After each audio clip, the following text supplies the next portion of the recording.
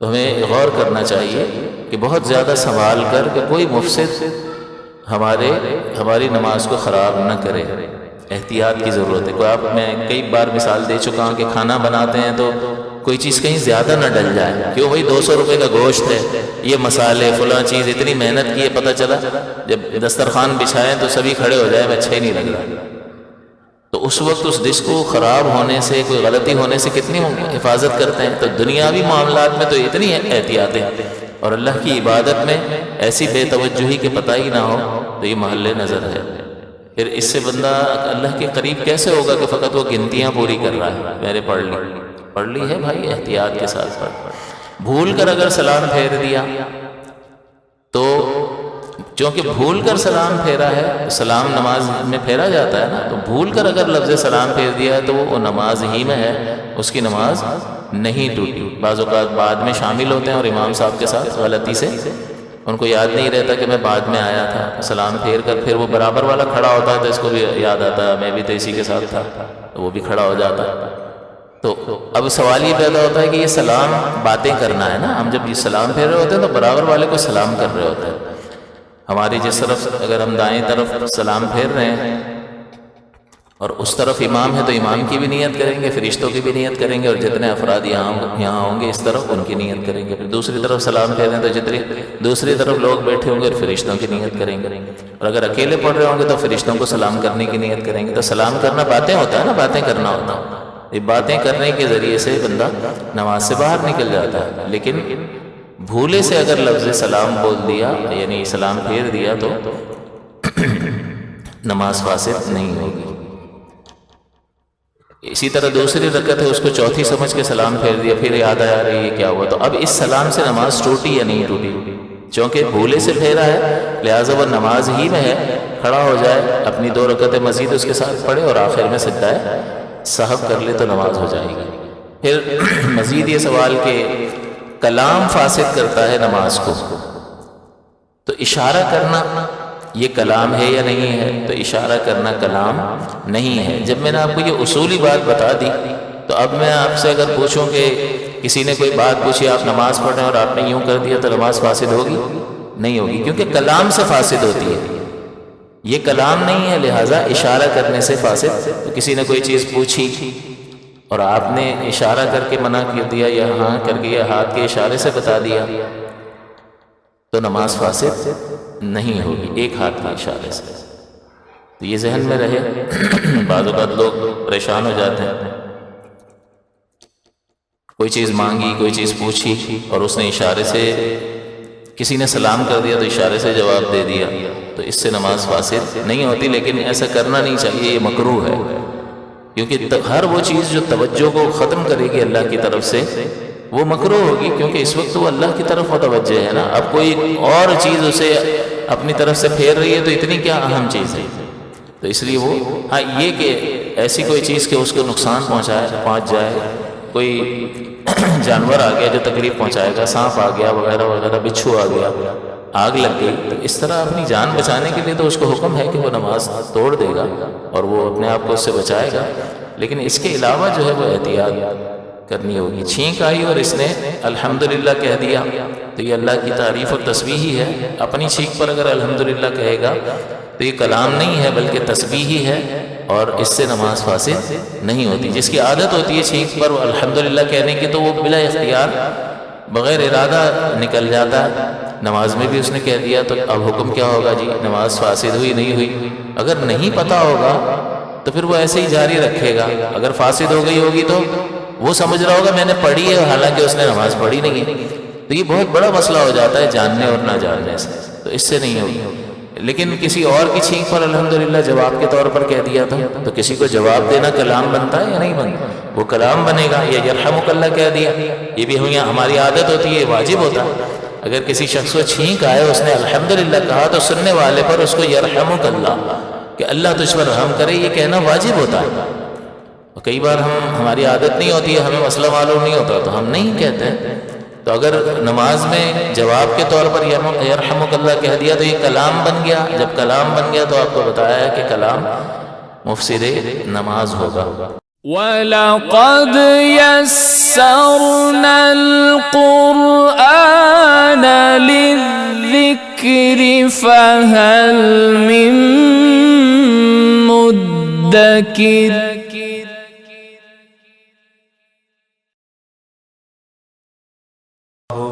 عليك يا رسول الله وسلم عليك يا حبيب الله زمین و زمان تمہارے لیے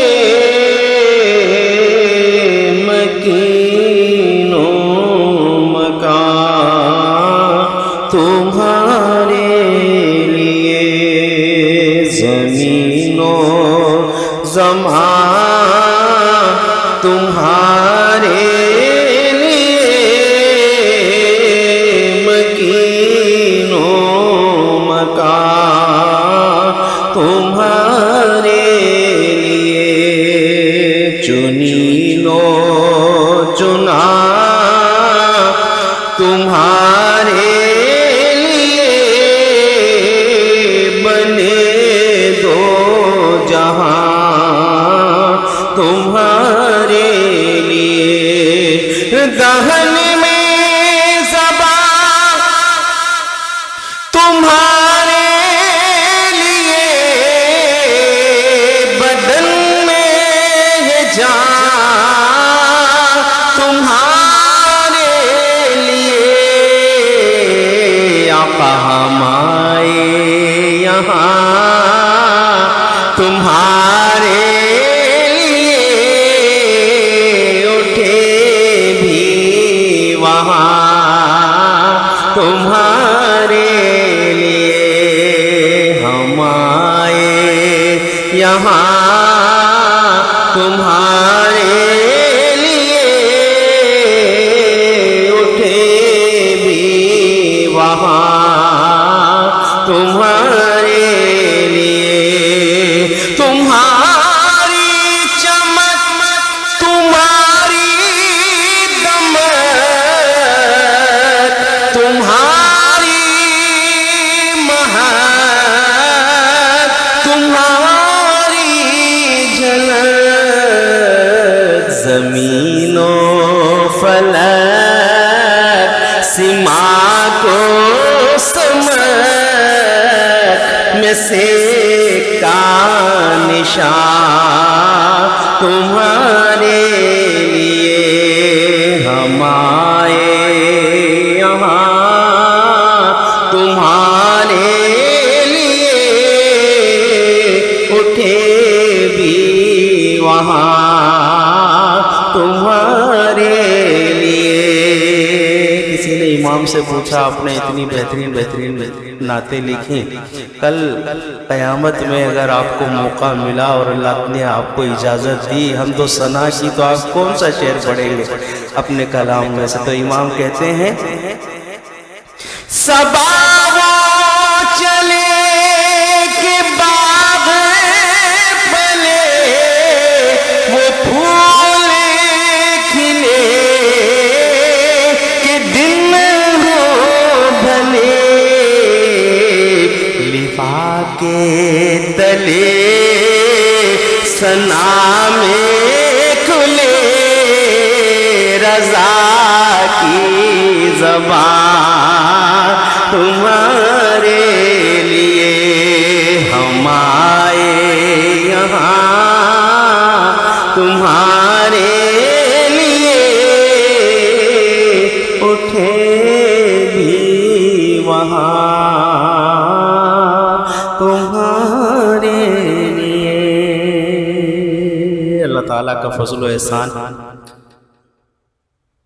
کہ ہمارے مشفق و مہربان استاذ العلماء مفتی محمد آصف مدنی دامت برکاتہم القدسیہ گزشتہ دنوں کی طرح آج بھی ہمارے درمیان الحمدللہ جلوہ افروز ہیں. اللہ تعالیٰ سے دعا ہے کہ اللہ تعالیٰ ان کی صحت اور ان کی عمر اللہ اپنے فضل و کرم سے دراز فرمائے اور ہمارے سروں پر ان کا سایہ دادیر مال خیر قائم و دائم فرمائے۔ جس طرح یہ عوام اہل سنت کے دلوں میں حضور اکرم صلی اللہ تعالیٰ علیہ وسلم کا عشق اجاگر کر رہے ہیں، اللہ تعالیٰ اس میں دن دگنی اور رات چوگنی ترقی عطا فرمائے۔ اور ہمیں بھی چاہیے کہ ہم ان کے احکامات کو سن کر، ان کے بیانات کو سن کر مکمل اس پر عمل کرنے کی کوشش کریں۔ اصل فائدہ جبھی ہوگا ان کے بیانات کا کہ جب اس پر ہم عمل پیرا ہوں گے۔ نعروں سے استقبال کیجئے، نعرہ تکبیر، نعرہ تکبیر، نعرہ رسالت، نعرہ تحقیق، نعرہ غوثیہ، علماء اہل سنت۔ الحمدللہ رب العالمین، والصلاة والسلام علی سید الانبیاء والمرسلین وعلى آلہ واصحابہ اجمعین، اما بعد فاعوذ باللہ من الشیطان الرجیم، بسم اللہ الرحمن الرحیم۔ قال اللہ تبارک وتعالی الذین یؤمنون بالغیب ویقیمون الصلاة ومما رزقناہم ینفقون۔ صدق اللہ العلی العظیم وصدق رسولہ النبی الامین۔ نماز کے مفسدات سے متعلق کلام جاری تھا ہمارا، شرائط کا بیان ہوا، فرائض کا بیان ہوا، اس کی تفصیل، اور پھر مفسدات کا بیان جاری تھا، اور انشاءاللہ العزیز آج یہ مکمل ہو جائے گا، کیونکہ اللہ تعالیٰ نے قرآن عظیم میں نماز پڑھنے کا نہیں بلکہ قائم کرنے کا حکم فرمایا، اور نماز قائم کرنے کا معنی ہے کہ اس کے تمام ظاہری حقوق اور باطنی حقوق کے ساتھ اسے ادا کیا جائے۔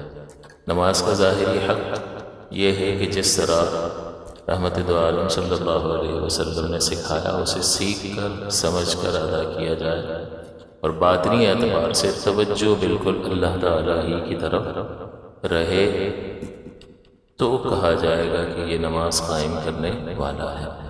اور یہ 5 وقت نماز جو لازم کی گئی ہے، یہ یوں ہی تو نہیں ہے نا کہ بس آپ نے گنتی پوری کر لی اور ختم ہو گیا معاملہ۔ سالوں سال سے پڑھ بھی رہے ہیں، جھوٹ بھی بول رہے ہیں، نماز بھی پڑھ رہے ہیں، بدنگاہی بھی کر رہے ہیں، نماز بھی پڑھ رہے ہیں، دل آزاریاں بھی کر رہے ہیں، غیبتیں بھی کر رہے ہیں، نماز بھی پڑھ رہے ہیں، دوسروں کے حقوق بھی دبا رہے ہیں، نماز بھی پڑھ رہے ہیں، اور ساتھ ہی ساتھ کاروبار میں شریعت کے مطابق طرز عمل نہیں اختیار کیا۔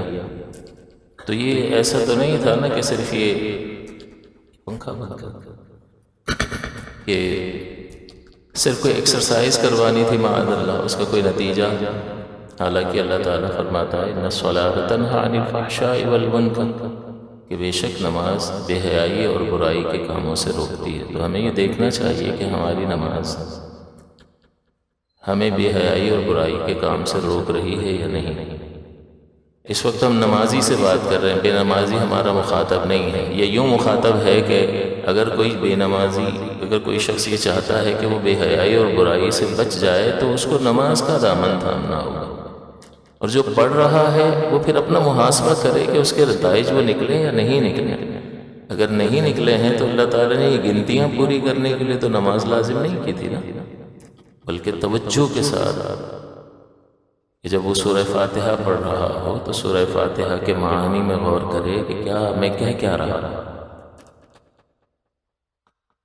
اس کے بعد جتنی تسبیحات پڑھ رہا ہے ان تسبیحات پر غور کرے۔ سبحان ربی العظیم، اللہ کی حمد بیان کر رہا ہے۔ سبحان کا معنی ہوتا ہے پاک، تو جب آپ یہ کہتے ہو میرا رب پاک ہے تو اس کا مطلب ہر عیب کی اس کی ذات مقدس سے نفی کر رہے ہوتے ہو۔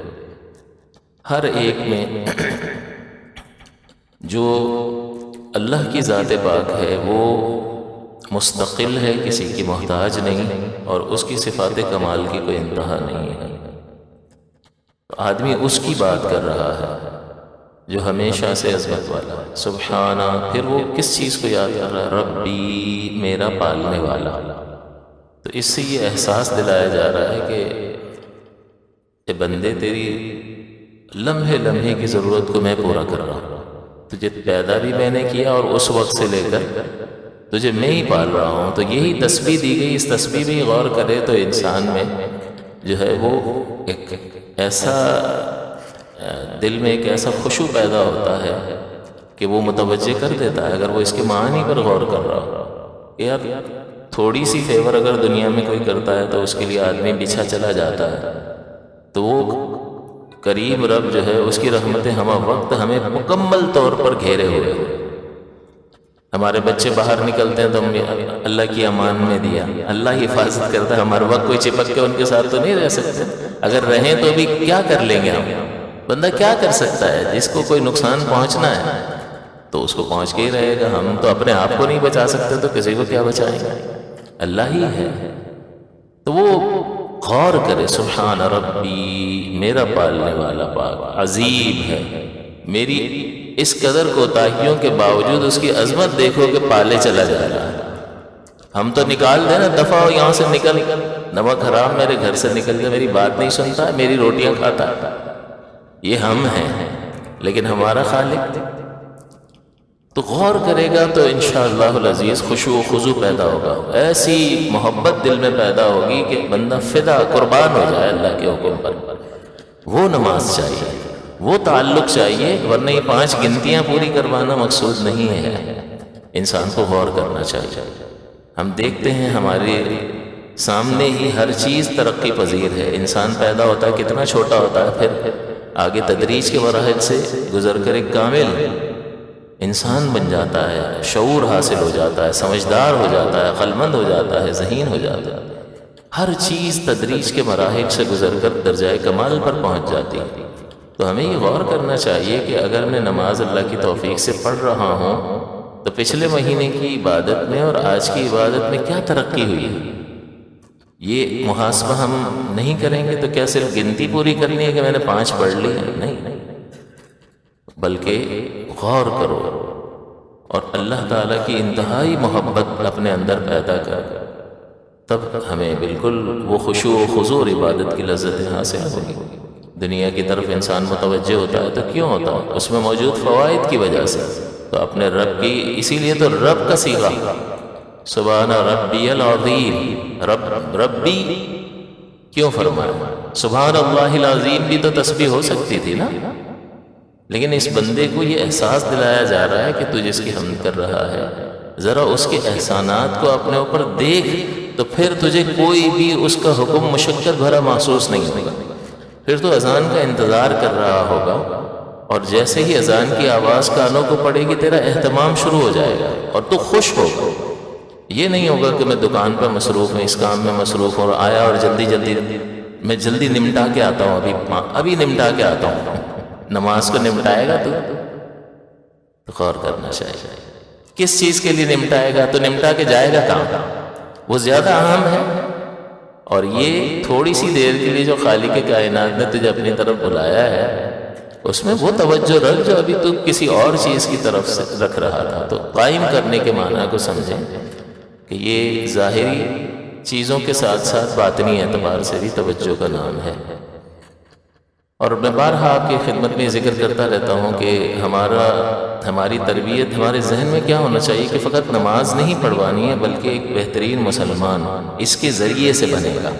تو سب سے پہلے اپنی اصلاح ہے، پھر اپنے گھر والوں کی اصلاح ہے، اور گھر سے ہی لوگ معاشرے میں جاتے ہیں تو سارے اگر اپنا اپنا فریضہ انجام دیں تو معاشرہ بہترین مسلمانوں پر مشتمل ہوگا، پھر آپ کو برائی بہت کم دیکھنے کو ملے گی، اور وہ جو نظر آ رہی ہے وہ اس کے مٹانے کی کوشش، اس کے نتیجے میں ایک بہترین مسلمانوں کی جماعت معرض وجود میں آئے گی، اور پھر اللہ کا دین ریاستی سطح پر آپ کو نظر آئے گا۔ تو اصل ٹارگیٹ کیا ہے یہ ذہن میں ہمیشہ ہونا چاہیے، اپنی اصلاح، اپنے گھر والوں کی اصلاح، معاشرے کی اصلاح، اس کے نتیجے میں ایک مضبوط جماعت کا قیام، اور پھر اس مضبوط جماعت کے ذریعے سے ریاستی سطح پر اللہ کے دین کو نافذ کرنا۔ انگریز کو اس سے کوئی تکلیف نہیں ہے کہ آپ نماز پڑھو، روزہ رکھو، حج کرو، وہ ملک میں اسلام کے قانون کو نافذ نہیں ہونے دینا چاہتا، جو اسلام مخالف قوتیں ہیں، لیکن آپ اپنے ذہن میں یہ رکھیں کہ ہمارا ٹارگیٹ یہی ہے، اور اس سلسلے میں آپ نہیں ہیں، کوئی ایم این اے نہیں ہے، کوئی ایم پی اے نہیں ہے، کوئی چیف منسٹر نہیں ہے، آپ کے پاس کوئی عہدہ نہیں ہے، تو ایسا نہیں آپ سے سوال نہیں ہوگا۔ یہ پوری ایک چین ہے، اس میں جہاں آپ فٹ ہوتے ہیں وہاں آپ نے اپنا کام کیا یا نہیں، اس سلسلے میں اللہ تعالیٰ سوال کر لے گا کہ اپنے آپ کو ایک کامل مسلمان بنایا تھا، اس جماعت کا ایک بہترین فرد بنایا تھا، اپنے گھر والوں کو ایک بہترین مسلمان بنا کے اس جماعت کی مضبوطی کے لیے کوئی کوشش کی تھی، معاشرے سے برائی کو ختم کرنے کے لیے اپنی کوئی کوشش کی تھی، یا بس ایسے ہی زندگی گزر گئی جو دفعہ کرو ہمیں کیا؟ یہ نہیں ہے۔ انبیاء کا منصب یہ تھا کہ وہ جہالت کا خاتمہ فرماتے تھے، برائی کو مٹاتے تھے۔ تو ہمیشہ اپنے آپ کو یہ یاد کرواتے رہیں اور اپنے گھر والوں کو، اپنے بچوں کو یہ تعلیم دیتے رہیں، اپنی اصلاح، اپنے گھر والوں کی اصلاح، معاشرے کی اصلاح، ایک مضبوط جماعت کا قیام، اور پھر اس مضبوط جماعت کے ذریعے سے اللہ کے دین کو ریاستی سطح پر نافذ کرنا۔ یہ ہمیشہ میں دہراتا بھی رہوں گا تاکہ آپ کو یاد بھی رہے، لیکن آپ یہ سمجھ لیں کہ یہ ہم، اور اس پوری چین میں جو ہمارا کردار ہے، ہم سے اس کے بارے میں سوال کیا جائے گا۔ تو نماز کے مفسدات کا بیان ہے، اور میں نے آپ کو عرض کیا تھا کہ شرطیں پوری کرنے کی چیز ہیں، کرنی ہی ہوں گی ورنہ نماز نہیں ہوگی۔ فرائض پورے کرنے ہوں گے، دو کرنے والی چیزیں ہیں، شرائط اور فرائض، اور پھر کسی فاسد کرنے والی چیز کو باہر سے اندر آنے نہیں دینا ہے نماز کے، ورنہ نماز فاسد ہو جائے گی۔ تو اس میں سب سے پہلی چیز میں نے آپ کی خدمت میں ذکر کی تھی کہ کلام کرنا نماز کو فاسد کر دیتا ہے، اور آپ کو یہ بھی بتایا تھا کہ پہلے ہجرت حبشہ سے پہلے نماز میں باتیں ہوتی تھی، جائز تھا، پھر منع کر دیا گیا۔ تو آپ کے ذہن میں سوال آیا کہ بھئی ہم کہاں باتیں کرتے ہیں؟ تو کلام چاہے با آواز کلام، آواز سے کلام، دل ہی دل میں بول رہا ہے تو اس سے کچھ بھی نہیں ہوتا۔ آواز کے ساتھ کلام چاہے زیادہ ہو یا کم، وہ نماز کو فاسد کر دے گا۔ اب کم سے مراد کیا ہے کہ 2 حروف نکل گئے اف، تو یہ کلام میں شمار ہوا، اور اس طرح کی چیزیں ہم کر جاتے ہیں۔ تو اس لیے کوئی بھی جب نماز ادا کریں تو کوئی لفظ ایسا، نبی کریم نے فرمایا کہ قرآن، نماز تو قرات ہے یا تکبیر ہے یا تسبیح ہے، ان تینوں کے علاوہ کچھ بھی نہیں ہے۔ نماز ان 3 چیزوں کا نام ہے، تو ان 3 چیزوں کے علاوہ کچھ بھی بولیں گے تو پھر نماز بے مسئلہ ہوگا۔ تو اب اس میں سب سے پہلی چیز آپ کو بتائی تھی کہ کلام فاسد کر دیتا ہے، اور کون سا کلام؟ کہ جب آپ نے قاعدہ اخیرہ کے بعد تشہد کی مقدار آپ بیٹھ گئے، اس سے پہلے اگر یہ کلام پایا گیا ہے تو وہ نماز کو فاسد کر دے گا۔ تشہد کے بعد اگر پایا گیا ہے تو پھر وہ نماز ہو گئی آپ کی، لیکن مکروہ تحریمی ہوئی زندگی میں اسے کبھی بھی دہرانا پڑے گا، کیونکہ تشہد کے بعد نماز کمپلیٹ ہو جاتی ہے۔ تو نماز ہوگی اور مفسد آئے گا تب وہ نماز فاسد ہوگی۔ باآواز ہو، قلیل و کثیر کا کوئی اس میں مسئلہ نہیں، چاہے غلطی سے کہنا کچھ چاہ رہا تھا اور نکل کچھ گیا، قرآن پڑھنا چاہ رہا تھا اور کوئی اور لفظ نکل گیا، نماز فاسد ہو جائے گی۔ اب وہ معلوم نہ ہو تو وہ لفظ تو نکل گیا، لیکن پھر بھی سورہ فاتحہ پڑھے چلے جا رہا ہے، بھائی دوبارہ نیت باندھو، کیونکہ وہ لفظ جو آپ کی زبان سے کلام کی صورت میں نکل گیا، اس نے نماز کو توڑ دیا۔ اب دوبارہ تحریمہ باندھیں اور پھر نماز کو پڑھنا ہوگا۔ تو اس لیے چاہے یہ جان بوجھ کر کلام ہو جائے، اس طرح کے کلمات نکل جائیں، حروف وغیرہ، اور 2 حروف مل جائیں گے تو کلام بن جائے گا۔ سہون ہو، خطاً ہو، یا کسی نے مجبور بھی کیا ہو تب بھی نماز تو فاسد ہو جائے گی، اگرچہ وہ گناہگار نہیں ہوگا۔ کوئی کہے مجھے پتہ ہی نہیں تھا اس سے نماز فاسد ہو جاتی ہے، تو یہ لا علمی عذر نہیں ہوتی ہے، یہ جاننا ہوگا، سمجھنا ہوگا۔ یہ تو سب کہنے لگ جائیں گے ہمیں پتہ نہیں تھا، تو پتہ نہیں تھا تو آپ پولیس والا چھوڑ دیتا ہے کہ کوئی قانون کی خلاف ورزی کریں اور وہ پکڑ لے، تم کہے بھائی مجھے پتہ نہیں تھا یہ قانون ہے۔ آپ کو پہلے جاننا چاہیے تھا، جس ریاست میں رہتے ہیں آپ کو اس کے ضروری قوانین جاننے ہوں گے۔ اگر آپ نہیں جانیں گے اور پھر پکڑے جائیں گے تو چھوٹیں گے نہیں اس بنا پر کہ مجھے پتہ نہیں تھا۔ تو یہ لا علمی اس سلسلے میں عذر نہیں ہوتی ہے۔ پھر ہم نماز کو صحیح کرنے کے لیے لقمہ دیتے ہیں، بعض اوقات امام صاحب بھول جاتے ہیں، یہ بھی کلام ہوتا ہے۔ یعنی ہم سبحان اللہ کہتے ہیں، اللہ اکبر کہتے ہیں، تو بظاہر تو یہ سبحان اللہ اور اللہ اکبر کہہ رہے ہیں، لیکن ہم امام صاحب کو یہ کہہ رہے ہیں اپنی زبان میں کہ امام صاحب آپ غلطی کر رہے ہو، ٹھیک کر لو، تو یہ پورا کلام بنتا۔ تو سبحان اللہ اور تکبیر کی نیت سے کہیں گے تو تسبیح بنے گی، تب تو اس سے نماز فاسد نہیں ہوگی، لیکن امام کو اگر لقمہ دے رہے ہوں گے تو یہ فاسد ہو جائے گی نماز، اگر بے محل لقمہ دیا۔ جیسے قاعدہ میں نے آپ بتایا تھا، تشہد میں امام صاحب کو پہلے قاعدے میں بیٹھنا تھا، امام صاحب نہیں بیٹھے، کھڑے ہو گئے، وہ کھڑے ہونے کے بعد مقتدی بتا رہا ہے سبحان اللہ، اب تو سجدہ صاحب واجب ہو گیا، اب ان کو بیٹھنے کی اجازت نہیں ہے۔ اگر وہ بیٹھنے کے قریب ہونا، اٹھنے لگے اور آپ کو اندر یہ تو اٹھ رہے ہیں، آپ فوراً کہہ دو تو آپ نے برمحل صحیح موقع پر امام صاحب کو بتا دیا، اور یہ واجب ہوتا ہے ہر نمازی پر۔ لیکن یہاں نمازی سو رہا ہوتا ہے بیچارہ، وہ تو سلام پھیرتے ہیں تو پھر پتہ چلتا ہے اچھا ختم ہو گئی، تو اس کو بر وقت سجدہ صاحب واجب ہونے سے پہلے کرنا چاہیے تھا۔ اب امام صاحب کھڑے ہو گئے، سجدہ صاحب واجب ہو گیا، اب بتانے کا کیا فائدہ؟ تو اب بے محل اس نے بات یہ لقمہ دیا ہے، لہٰذا بے محل کلام کیا ہے، اور اس سے اس کی نماز فاسد ہو جائے گی۔ اور اگر امام نے کھڑے کھڑے اس کا لقمہ لے لیا اور اس کے کہنے پہ بیٹھ گیا امام، تو امام کی بھی فاسد ہو جائے گی، اور پھر ظاہر ہے کہ امام کی نماز فاسد ہو گئی تو پیچھے سب کی گئی۔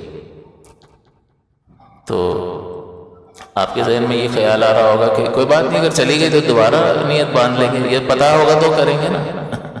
وہ بیٹھا کیوں ہے؟ وہ تو صحیح سمجھ رہا ہے کہ میں صحیح کر رہا ہوں، تو وہ تو کبھی بھی پتہ نہیں چلے گا کہ نماز فاسد ہو گئی ہے۔ تو علم حاصل ہوگا تو پتہ چلے گا نا فاسد ہو گئی ہے۔ اور دوسری بات یہ کہ اگر آخری وقت چل رہا ہوگا تو آخری لمحے میں اللہ اکبر کا، اور اب اگلی نماز کے ٹائم میں داخل ہو گیا، تو اب تو اس کو صحیح طریقے سے پورا کرنا ہے، کوئی گڑبڑ نہیں ہونی چاہیے، ورنہ اب آپ کے پاس اللہ اکبر کہنے کا بھی ٹائم نہیں ہے تو وہ آپ کی نماز قضا ہو جائے گی۔ میں نے آپ کو بتایا نا وقت کا مسئلہ، کہ آخری وقت میں اگر آپ کے پاس اتنا موقع ہے کہ آپ اللہ اکبر کہہ کر نماز شروع کر لیں، اور پھر اگلی نماز کا وقت آ جائے فجر کے علاوہ میں، تو آپ کی ادا ہی ہے، قضا نہیں ہوئی۔ تو آپ نے ایسے وقت میں تحریمہ کی تھی، اللہ اکبر کہا تھا، 10 سیکنڈ باقی تھے، اللہ اکبر کہہ لیا، عصر کی نماز میں چلو جی عصر کی نماز شروع ہو گئی، اب مغرب کے وقت میں آپ یہ پوری کر رہے ہیں نماز مکمل، تو یہ ادا ہے، قضا نہیں ہے۔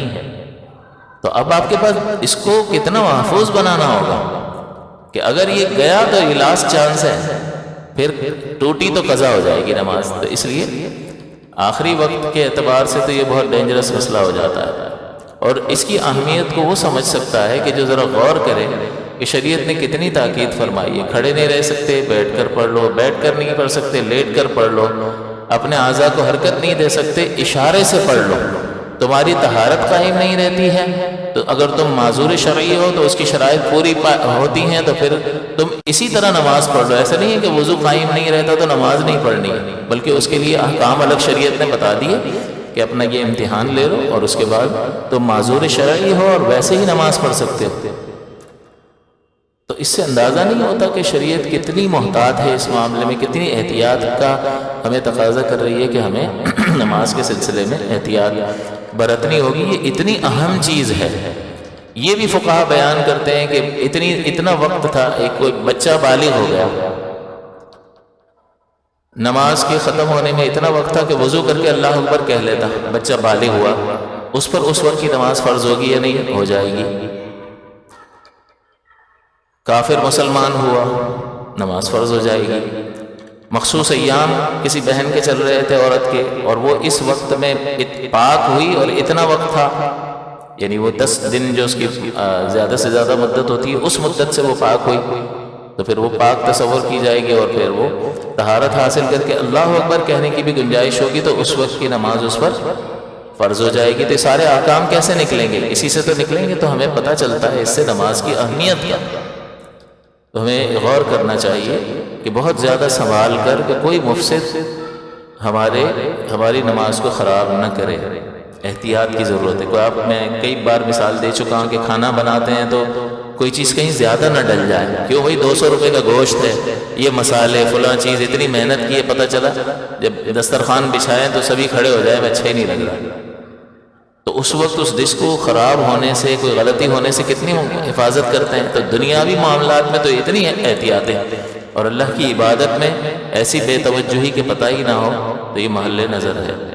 پھر اس سے بندہ اللہ کے قریب کیسے ہوگا کہ فقط وہ گنتیاں پوری کر رہا ہے، میں نے پڑھ لی ہے بھائی، احتیاط کے ساتھ پڑھ۔ بھول کر اگر سلام پھیر دیا تو چونکہ بھول کر سلام پھیرا ہے، سلام نماز میں پھیرا جاتا ہے نا، تو بھول کر اگر لفظ سلام پھیر دیا ہے تو وہ نماز ہی میں ہے، اس کی نماز نہیں ٹوٹی۔ بعض اوقات بعد میں شامل ہوتے ہیں اور امام صاحب کے ساتھ غلطی سے ان کو یاد نہیں رہتا کہ میں بعد میں آیا تھا، سلام پھیر کر پھر وہ برابر والا کھڑا ہوتا ہے تو اس کو بھی یاد آتا ہے میں بھی تو اسی کے ساتھ تھا۔ تو وہ بھی کھڑا ہو جاتا. تو اب سوال یہ پیدا ہوتا ہے کہ یہ سلام باتیں کرنا ہے نا، ہم جب یہ سلام پھیر رہے ہوتے ہیں تو برابر والے کو سلام کر رہے ہوتے ہیں. ہماری جس طرف اگر ہم دائیں طرف سلام پھیر رہے ہیں اور اس طرف امام ہے تو امام کی بھی نیت کریں گے، فرشتوں کی بھی نیت کریں گے، اور جتنے افراد یہاں ہوں گے اس طرف ان کی نیت کریں گے. پھر دوسری طرف سلام پھیریں تو جتنے دوسری طرف لوگ بیٹھے ہوں گے فرشتوں کی نیت کریں گے، اور اگر اکیلے پڑھ رہے ہوں گے تو فرشتوں کو سلام کرنے کی نیت کریں گے. تو سلام کرنا باتیں ہوتا ہے نا، باتیں کرنا ہوتا ہے. یہ باتیں کرنے کے ذریعے سے بندہ نماز سے باہر نکل جاتا ہے. لیکن بھولے سے اگر لفظ سلام بول دیا یعنی سلام پھیر دیا تو نماز فاسد نہیں ہوگی. اسی طرح دوسری رکعت ہے، اس کو چوتھی سمجھ کے سلام پھیر دیا، پھر یاد آیا رہی ہے کیا ہوا، تو اب اس سلام سے نماز ٹوٹی یا نہیں ٹوٹی؟ چونکہ بھولے سے پھیرا ہے لہٰذا وہ نماز ہی میں ہے، کھڑا ہو جائے اپنی 2 رکعتیں مزید اس کے ساتھ پڑھے اور آخر میں سجدہ سہو کر لے تو نماز ہو جائے گی. پھر مزید یہ سوال کہ کلام فاسد کرتا ہے نماز کو، تو اشارہ کرنا یہ کلام ہے یا نہیں ہے؟ تو اشارہ کرنا کلام نہیں ہے. جب میں نے آپ کو یہ اصولی بات بتا دی تو اب میں آپ سے اگر پوچھوں کہ کسی نے کوئی بات پوچھی، آپ نماز پڑھ رہے ہیں اور آپ نے یوں کر دیا تو نماز فاسد ہوگی؟ نہیں ہوگی، کیونکہ کلام سے فاسد ہوتی ہے، یہ کلام نہیں ہے، لہٰذا اشارہ کرنے سے فاسد. تو کسی نے کوئی چیز پوچھی اور آپ نے اشارہ کر کے منع کر دیا یا ہاں کر کے یا ہاتھ کے اشارے سے بتا دیا تو نماز فاسد نہیں ہوگی ایک ہاتھ کے اشارے سے. تو یہ ذہن میں رہے. بعض اوقات لوگ پریشان ہو جاتے ہیں، کوئی چیز مانگی، کوئی چیز پوچھی اور اس نے اشارے سے، کسی نے سلام کر دیا تو اشارے سے جواب دے دیا، تو اس سے نماز فاسد نہیں ہوتی. لیکن ایسا کرنا نہیں چاہیے، یہ مکروہ ہے، کیونکہ ہر وہ چیز جو توجہ کو ختم کرے گی اللہ کی طرف سے وہ مکروہ ہوگی، کیونکہ اس وقت وہ اللہ کی طرف متوجہ ہے نا. اب کوئی اور چیز اسے اپنی طرف سے پھیر رہی ہے تو اتنی کیا اہم چیز ہے. تو اس لیے وہ ہاں یہ کہ ایسی کوئی چیز کہ اس کو نقصان پہنچ جائے، کوئی جانور آ گیا جو تکلیف پہنچائے گا، سانپ آ گیا وغیرہ وغیرہ، بچھو آ گیا، آگ لگ گئی، تو اس طرح اپنی جان بچانے کے لیے تو اس کو حکم ہے کہ وہ نماز توڑ دے گا اور وہ اپنے آپ کو اس سے بچائے گا. لیکن اس کے علاوہ جو ہے وہ احتیاط کرنی ہوگی. چھینک آئی اور اس نے الحمدللہ کہہ دیا تو یہ اللہ کی تعریف اور تسبیح ہی ہے. اپنی چھینک پر اگر الحمدللہ کہے گا تو یہ کلام نہیں ہے بلکہ تسبیح ہی ہے، اور اس سے نماز فاسد نہیں ہوتی. جس کی عادت ہوتی ہے چھینک پر الحمدللہ کہنے کی تو وہ بلا اختیار بغیر ارادہ نکل جاتا ہے. نماز میں بھی اس نے کہہ دیا تو اب حکم کیا ہوگا جی؟ نماز فاسد ہوئی نہیں ہوئی؟ اگر نہیں پتہ ہوگا تو پھر وہ ایسے ہی جاری رکھے گا. اگر فاسد ہو گئی ہوگی تو وہ سمجھ رہا ہوگا میں نے پڑھی ہے حالانکہ اس نے نماز پڑھی نہیں ہے. تو یہ بہت بڑا مسئلہ ہو جاتا ہے جاننے اور نہ جاننے سے، تو اس سے نہیں ہوگی. لیکن کسی اور کی چھینک پر الحمدللہ جواب کے طور پر کہہ دیا تھا تو کسی کو جواب دینا کلام بنتا ہے یا نہیں بنتا؟ وہ کلام بنے گا. یا یرحمک اللہ کہہ دیا، یہ بھی ہماری عادت ہوتی ہے، واجب ہوتا ہے. اگر کسی شخص کو چھینک آئے اس نے الحمدللہ کہا تو سننے والے پر اس کو یرحمک اللہ کہ اللہ تجھ پر رحم کرے یہ کہنا واجب ہوتا ہے. کئی بار ہماری عادت نہیں ہوتی ہے، ہمیں مسئلہ معلوم نہیں ہوتا تو ہم نہیں کہتے. تو اگر نماز میں جواب کے طور پر یرحمک اللہ کہہ دیا تو یہ کلام بن گیا. جب کلام بن گیا تو آپ کو بتایا ہے کہ کلام مفسد نماز ہوگا. ارے ہاں او اس طرح کے الفاظ اگر وہ کہنے کا عادی ہے تو اگر نماز میں نکلیں گے تو فاسد ہو جائے گی نماز، کیونکہ جب عادت ہوتی ہے تو وہ کلام بنتا ہے. ویسے ہی نکل گیا، عادت نہیں ہے، کبھی نکل گیا تو پھر اس سے نماز فاسد نہیں ہوگی. اب وہی مسئلہ کہ آخری وقت میں اللہ اکبر کہہ کر دوسرے وقت میں داخل ہو گیا، اپنی ادا ہی پڑھ رہا ہے، اور ایسی صورت میں یہ مسئلہ ہو جائے ارے یوں نکل گیا، عادت نہیں ہے. اب اس نے سمجھا یار یہ تو نماز ٹوٹ گئی میری، حالانکہ نہیں ٹوٹی ہے، فاسد نہیں ہوئی ہے. اور اب اگر یہ توڑے گا تو قضا کا گناہ لازم آئے گا. یہ تمہاری اچھی بھلی ادا نماز چل رہی تھی اور تم نے توڑ دی، اب وقت نکل چکا ہے، تو نہ جاننے کی وجہ سے قضا کا گناہ سر پر پڑ جائے گا. تو اس لیے بعض اوقات ہماری نماز فاسد نہیں ہو رہی ہوتی اور ہم سمجھتے ہیں کہ ہو گئی ہے تو پھر نماز توڑ دیتے ہیں. تو اس کی تو اجازت نہیں ہے. اللہ تعالیٰ نے فرمایا لا تبطلوا اعمالکم، اپنے اعمال کو باطل نہ کرو. اسی لیے جب نفل بندہ شروع کر لے تو اس کو بلا وجہ توڑنا جائز نہیں ہوتا. اب شروع کر لیا تو آپ نے پورا ہی پورا کرنا ہے.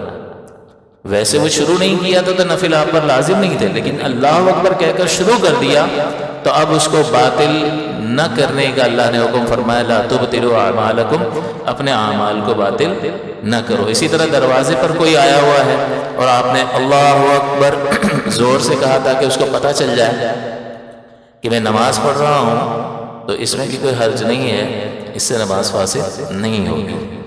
بعض اوقات لوگ پوچھتے ہیں کہ ہم یہ دعا مانگ سکتے ہیں، نماز میں یہ دعا مانگ سکتے ہیں. تو اس میں اصولی بات یہ ہوتی ہے کہ اگر وہ دعا ایسی ہے کہ بندے سے بھی اس کا سوال کیا جا سکتا ہے تو وہ نماز کو فاسد کر دے گی. اللہ مجھے کھلا، اب یہ بندے سے بھی سوال کر سکتے ہیں نا، اللہم اطعمنی، تو یہ والی دعا نماز میں نہیں کر سکتے ہیں. ہاں وہ دعا کہ جو فقط اللہ ہی سے مانگ سکتے ہیں، وہ دعا اگر بندہ کرے گا اللہم اغفر لی، اے اللہ مجھے بخش دے، تو یہ دعا نماز میں کر سکتے ہیں. لیکن اللہم اطعمنی، اے اللہ مجھے کھلا، یہ اگر کرے گا تو نماز فاسد ہو جائے گی. بعض ہمارے بھائیوں کی عادت ہوتی ہے کہ وہ سجدے میں دعائیں مانگتے ہیں، دعائیں کر رہے ہوتے ہیں، تو ان کو یہ دیکھنا ہوگا کہ وہ کون سی دعا کر رہے ہیں.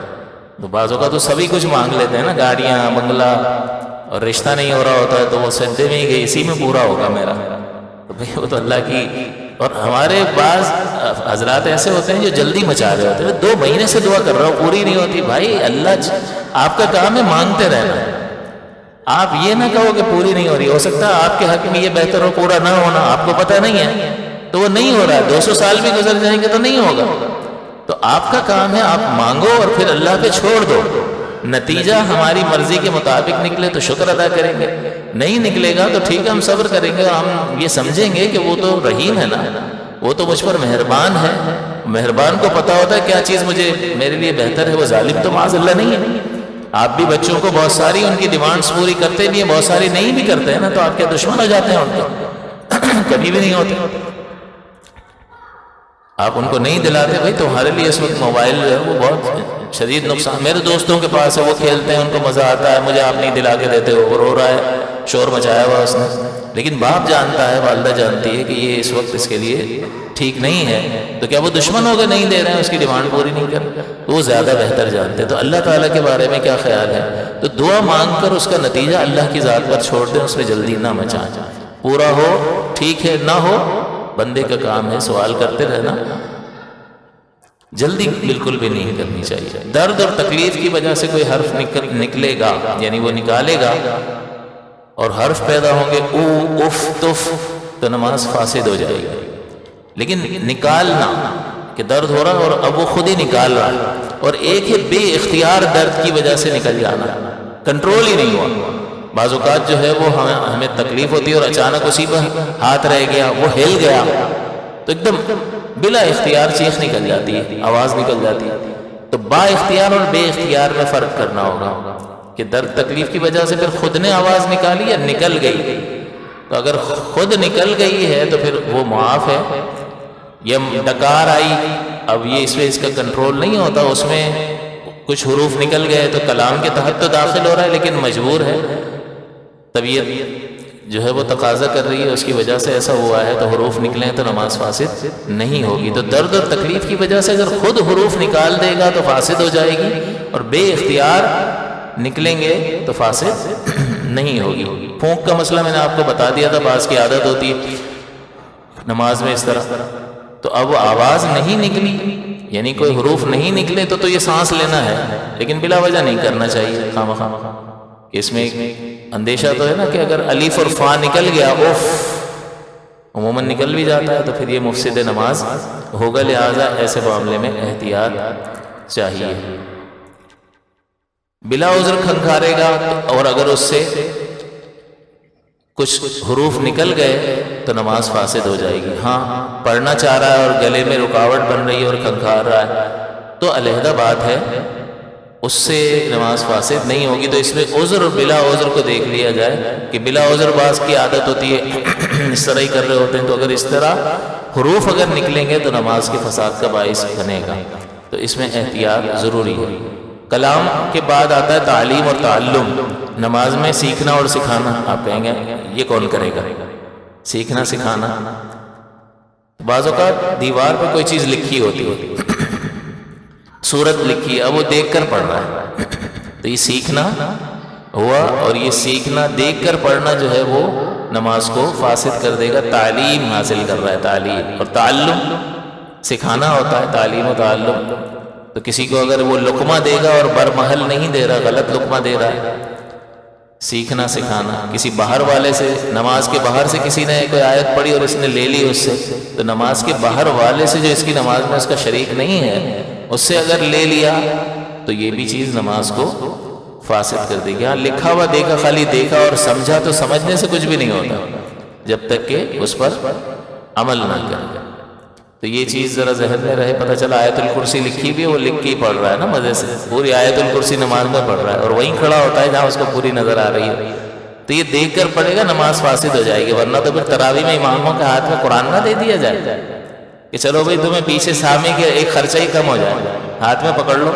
اور بعض کے نزدیک یہ جائز بھی ہے، تو آپ نے بلاد عرب میں دیکھا ہوگا، وہاں پر وہ کلام پاک ہاتھ میں لیتے، وہاں تو مقتدی بھی ہاتھ میں رکھ لیتا ہے کہ وہ کہیں اس کی توجہ نہ بٹے، تو وہ دیکھ رہا ہوتا ہے۔ اب اس میں صفحہ بھی پلٹے گا تو یہ تو عمل کثیر بن جائے گا، تو ہمارے احناف کے نزدیک تو نماز ہی فاسد ہو جائے گی کہ صفحے پلٹ رہا ہے۔ پھر وہ جب رکوع میں جائے گا تو کیا کرے گا، کہاں رکھے گا؟ پھر وہ جلدی سے جا کے رکھتے ہیں، اور یہ عجیب و غریب صورتحال ہوتی ہے۔ تو ہمارے نزدیک تو یہ نماز بہرحال یہ عمل قلیل کی وجہ سے فاسد ہو جاتی ہے۔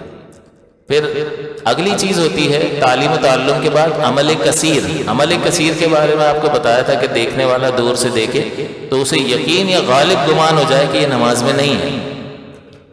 تو اگر ایسی حرکت کر رہے ہیں کہ دور سے دیکھنے والا یہ سمجھے کہ یہ نماز میں نہیں ہے، اس کو یقین یا غالب گمان ہو جائے۔ غالب گمان کا مطلب ہوتا ہے یعنی 90% اس کو شیور ہو کہ یہ نماز میں نہیں ہے، 10% کو شک ہو، تو یہ یقین کے درجے میں ہوتا ہے، اور اس سے نماز فاسد ہو جائے گی۔ ہاں اس کو بھی شک ہو، پتہ نہیں نماز میں ہے یا نہیں ہے، تو پھر نماز فاسد نہیں ہوگی۔ اور یہ کب ہوتا ہے؟ جب ہم دونوں ہاتھوں کا استعمال کرتے ہیں۔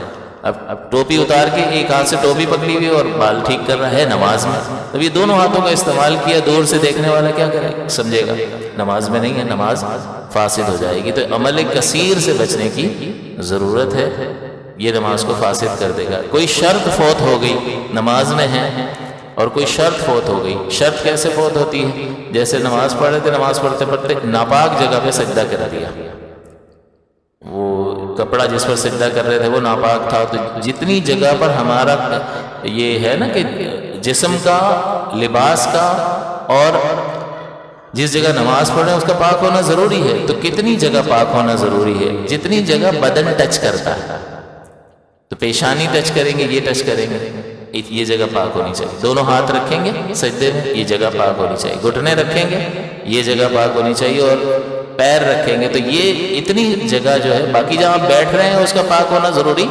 نہیں ہے، لیکن ہوگی پاک بہرحال، لیکن کتنی چیز پاک ہونا ضروری ہے۔ تو اگر وہاں پر نجاست لگی ہوئی ہے اور اس حالت میں سجدہ کر لیا تو پھر یہ نماز فاسد ہو جائے گی، اس لیے کہ طہارت نماز کی شرط تھی اور وہی باقی نہ رہی اور نماز سے باہر ہو گیا۔ اسی طرح ستر کھل گیا، تو اب ستر کھلا رہا تو یہ ستر نماز کی شرط میں سے ہے یا نہیں ہے؟ اور اس میں پورا رکن یا 3 سبحان اللہ کی مقدار وہ ٹھہرا رہا، تو اس کی نماز فاسد ہو جائے گی۔ تو کوئی بھی یہ شرط مفقود ہوگی تو پھر نماز فاسد ہو جائے گی۔ یہ آپ کو بتایا تھا کہ جان بوجھ کر اگر کھولا ستر اور پھر فوراً ڈھک بھی لیا تو کھولنے اور کھلنے میں فرق ہے۔ خود کھولے گا تو فوراً نماز فاسد ہو جائے گی، پھر اس کو کوئی مہلت نہیں ہے، اور کھل گیا تو 3 سبحان اللہ کی مقدار کا وقت ہے، اگر اس میں اس نے ڈھک لیا تو نماز ہو گئی، ورنہ نماز فاسد ہو گئی۔ اب جیسے ٹوپی پہن رکھی تھی اور سجدہ کیا، وہاں بچے نے پیشاب کر دیا، ٹوپی گیلی ہو گئی، تو اب اس نماز کا کیا حکم ہوگا؟ تو فوراً اگر اس کو 3 سبحان اللہ کی مقدار کے اندر اندر اس کو اتار دیتا ہے، عمل قلیل کے ذریعے سے اسے ہاتھ مار کے اتار دے، تو پھر نماز درست ہے اس کی، ورنہ پھر 3 سبحان اللہ کی مقدار ہوئی تو طہارت کی شرط ختم ہو گئی، طہارت کی شرط فوت ہو گئی تو وہ نماز سے باہر ہو گیا۔ کھانا پینا یہ نماز کو فاسد کر دے گا۔ آپ کہو گے کون کھائے گا پیے گا؟ بھائی وہ پہلے سے کھا کے جو اندر موجود ہوتا ہے نا، وہ سب نکل رہا ہوتا ہے اندر، نہ کلی کی نہ کچھ، اور تو اس میں قصدن ہو، بھول کر ہو، کم ہو یا زیادہ ہو، حتیٰ کہ تل جو ہے وہ بغیر چبائے اگر نکل گیا نا، کتنا چھوٹا سا ہوتا ہے، تو نماز فاسد ہوگی. کہ باہر سے کوئی چیز آئی تل کے برابر بھی ہوگی، بغیر چبائے نکل گیا فاسد ہوگی. بارش میں کھڑا تھا اور بارش کے قطرے گر رہے تھے، اس کا ایک قطرہ منہ میں چلا گیا، اب اس میں ذرا احتیاط سے آپ کو قرات بھی کرنی ہوگی. بعض اوقات ہمیں ایسی مقام پر جگہ ملتی ہے، مسجد میں رش ہوتا ہے، جہاں بارش ہو رہی ہوتی ہے، تو اب ذرا سنبھال کے تسبیح وغیرہ پڑھنی ہوگی کہ وہ ایک قطرہ اگر گیا اور گیا اندر حلق کے، تو باہر سے پیا یا نہیں پیا تو یہ نماز کو فاسد کر دے گا. تو اگر پتہ نہیں ہوگا تو یہ کیا سمجھ رہا ہوگا، میں نے تو پڑھی ہے نماز. نہ ہونے کا وبال، معلوم نہ ہونے کا وبال یہ ہے کہ پڑھنے کے باوجود زیرو پہ کھڑا ہے، تو یہ نہیں ہونا چاہیے. تو یہ اس صورت میں کھانا پینا پایا جا سکتا ہے. دانت میں کوئی چیز جو ہے، بعض اوقات دانتوں میں بڑے بڑے سوراخ ہو جاتے ہیں، تو بڑی چیزیں بھی اس میں پھنس جاتی ہیں. تو ویسے تو ریشے ہوتے ہیں، اس کا اتنا مسئلہ نہیں ہے، لیکن بڑی کوئی چیز پھنس جائے جس چنے کے برابر لکھا ہے، تو اگر اتنی چیز نکل گیا تو پھر نماز اس سے فاسد ہوگی. یہ قلیل ہے، لیکن بعض اوقات جو بوڑھے ہمارے بزرگ حضرات ہوتے ہیں، ان کے دانتوں میں بہت سوراخ ہو جاتے ہیں، تو وہ اس میں غذا کے بڑے بڑے ذرات بھی رہ جاتے ہیں، تو اس میں احتیاط کی ضرورت ہے. لہٰذا اس سے بچا کیسے جائے گا کہ آپ نماز شروع کرنے سے پہلے اچھی طرح مسواک وغیرہ کر کے کلی وغیرہ کریں، اور پانی کو بالکل بہت اچھی طریقے سے منہ میں گھمائیں، زبردست طوفان برپا کر دیں منہ میں، تو اس سے جو ہے پانی ہر جگہ پر جائے گا اور ہر جگہ سے وہ ذرات کو نکال آئے گا. دانتوں سے خون نکلا، نماز فاسد ہوگی یا نہیں ہوگی؟ تو اب خون اگر غالب آ گیا تو فاسد ہوگی، ورنہ نہیں ہوگی. جی ہمیں کیسے پتہ چلے گا؟ ہم کیا نماز میں دیکھیں گے اس کا کلر کیا ہے؟ وضو میں تو یہی ہوتا ہے نا کہ آپ کے منہ سے اگر خون نکلا ہے تو وضو ٹوٹا کہ نہیں ٹوٹا؟ تو بھئی تھوک کے دیکھ لیں، اگر اس کا رنگ سرخ ہو گیا تو خون غالب آ گیا. جب خون غالب آ گیا تو وضو ٹوٹ گیا، بہتا ہوا خون ہے. اور خون مغلوب ہے، زردی مائل ہے، تو اس کا مطلب تھوک جیت گیا، خون ہار گیا. تو جو مغلوب ہو جائے وہ معدوم ہوتا ہے، یعنی اس کا وجود تسلیم نہیں کرتے. اور جس کا وجود تسلیم نہیں کریں گے کہ خون ہے ہی نہیں، جب خون ہے ہی نہیں تو وضو توڑنے والی چیز ہی نہیں ہے. جب وضو توڑنے والی چیز نہیں ہے تو نہیں ٹوٹا. تو وضو کے معاملے میں تو رنگت کو دیکھیں گے اس میں تھوک کر، لیکن نماز میں ہے، روزے میں ہے، تو اب کیا کرے گا؟ ٹوٹا کہ نہیں ٹوٹا روزہ، نماز ٹوٹی کہ نہیں ٹوٹی؟ تو اب غلبے کا معیار یہ ہوتا ہے کہ اس نے نگلا اور حلق میں خون کا ذائقہ محسوس ہوا. اگر محسوس ہوا تو پھر نماز ٹوٹ گئی، فاسد ہو گئی، اور روزہ بھی ٹوٹ گیا. تو وضو کے ٹوٹنے میں علیحدہ مسئلہ ہے خون نکلنے کی صورت میں، اور اس میں علیحدہ مسئلہ ہے. تو اس میں بس یہ دیکھ لیا جائے کہ اگر ذائقہ محسوس ہو رہا ہے حلق میں، اس کی علامت یہ ہے غالب ہونے کی، تو پھر نماز فاسد ہو جائے گی. ہاں نماز سے پہلے کوئی میٹھی چیز کھائی ہے اور اس کی مٹھاس ہلکی ہلکی موجود ہے اور وہ اتر گئی تو اس سے فرق نہیں پڑتا. لیکن چینی کا دانہ تھا اور وہ پگھلا باقاعدہ اور پھر وہ نگلا، تو اس سے نماز فاسد ہو جائے گی. تو ان تمام چیزوں سے، کھانے والی چیزوں سے، کلی اور منہ کی اچھی طرح سے صفائی کرنے کے بعد نماز شروع کرنے کے ذریعے سے بچا جا سکتا. قبلہ جو ہے وہ شرط ہے، استقبال قبلہ، اس سے انحراف کر دیا پھر گیا تو نماز فاسد ہوگی. اگر 45 ڈگری سے زیادہ باہر نکل گیا، جہاں کھڑا ہے اس سے 45 ڈگری ادھر سے باہر نکل گیا اور ادھر 45 ڈگری سے باہر نکل گیا. جیسے یہ قبلے کی جانب یوں کھڑا ہے تو اس پر یہ سیدھی لکیر ہے اور اس کے ساتھ ایک ایسی لکیر بن گئی، یہ 90 ڈگری اینگل ہے. اب یہاں سے ایک لکیر کھینچے، یہاں سے ایک لکیر کھینچے، یوں ملا لیں تو یہ تھوڑا تھوڑا یہ 45 ڈگری تک یہ قبلے ہی کی طرف ہے. لیکن 45 سے باہر نکل گیا تو یہ قبلے سے انحراف پایا گیا.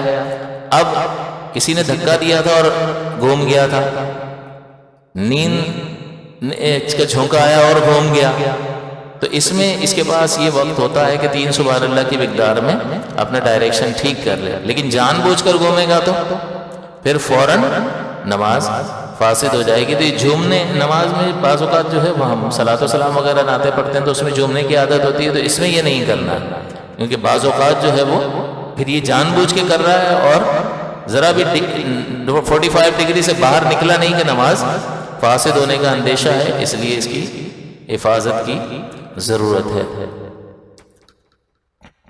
قبلے کی طرف چلنا، ایک قدم چلا پھر ٹھہر گیا، پھر ایک سبحان اللہ کی مقدار رک گیا پھر چلا، تو اس سے نماز فاسد نہیں ہوگی۔ بعض اوقات پہلی صف میں کسی کا وضو ٹوٹ گیا تو اس پر لازم ہے کہ وہ ناک پر ہاتھ رکھ کے صف کے آگے سے نکل جائے اور وضو کرنے کے لیے جائے۔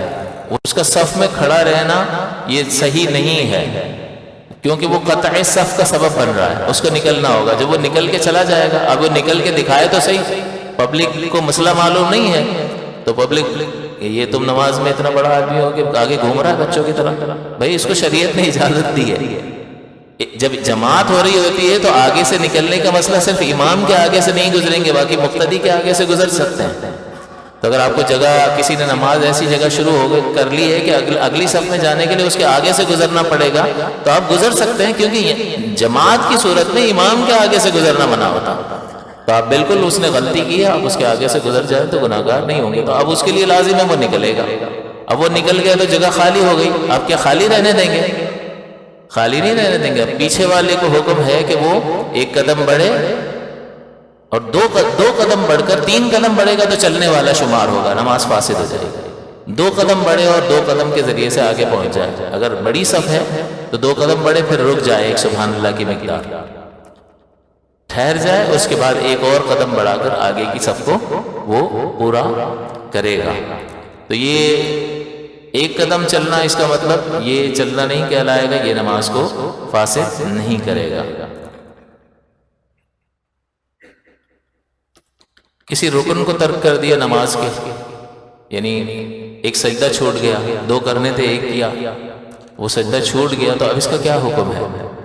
پہلی رکعت میں ایک ہی سجدہ کیا، غلطی سے کھڑے ہو گئے، بعد میں خیال آیا کہ یار یہ گڑبڑ ہو گئی لگتا ہے، تو اب یہ آخر میں ایک سجدہ زائد کر لے، اور چونکہ اس کو اپنے مقام پر نہیں کیا تھا، وہ تاخیر ہو گئی، تو پھر اس سلسلے میں سجدہ سہو بھی کرنا ضروری ہوگا۔ لیکن اگر وہ نماز کا سجدہ اس نے نہیں کیا تو فرض ہی چھوٹ گیا، اور فرض چھوٹ گیا تو پھر نماز بھی نہیں ہوگی۔ تو کوئی بھی نماز کا رکن رہ جائے تو اس کو ادا کرنا ضروری ہوتا ہے، اس کے بغیر جو ہے نماز نہیں ہوگی۔ اسی طرح آخری بات کہ جو ہم تکبیرات انتقال کہتے ہیں، ایک رکن سے دوسرے رکن میں قیام میں کھڑے اللہ اکبر کہہ کر منتقل ہو جاتے ہیں رکوع کی طرف، تو یہ تکبیر انتقال کہلاتی ہے کہ ایک جگہ سے دوسری جگہ، ایک حالت سے دوسری حالت میں منتقل ہو گئے، پھر قوما سے چلے گئے سجدے کی طرف، سجدے سے اٹھے اللہ اکبر کہہ کر ہم منتقل ہو رہے ہوتے ہیں۔ اس میں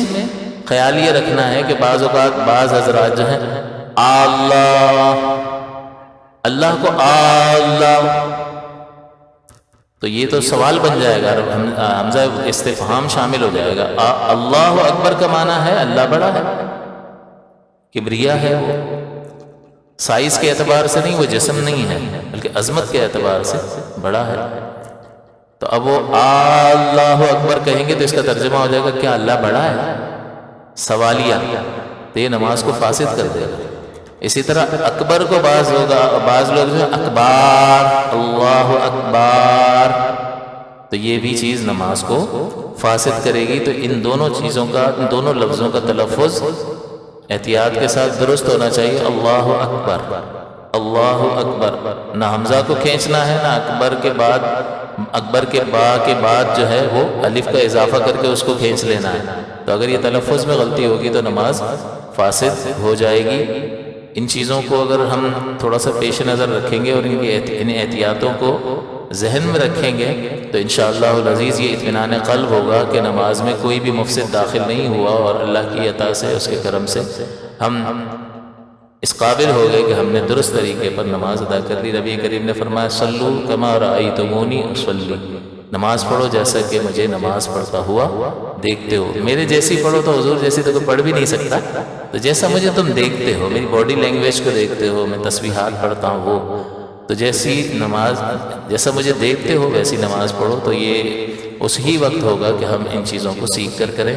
اور وہی بات کہ بارہا میں دہراتا ہوں، پھر دہرا دیتا ہوں کہ حضور بعض اوقات کسی بھائی کو سکھاتے ہیں تو وہ برا مان جاتے ہیں۔ ہمارے بزرگ حضرات، اور یہ جمعہ 8 دن ہم نے زندگی گزار دی یوں ہی پڑھتے پڑھتے، تو بھائی آپ کے اتنے سالوں سے پڑھنے نے اس غلط کو صحیح کو ہی کر دیا، غلط تو غلط ہی رہا۔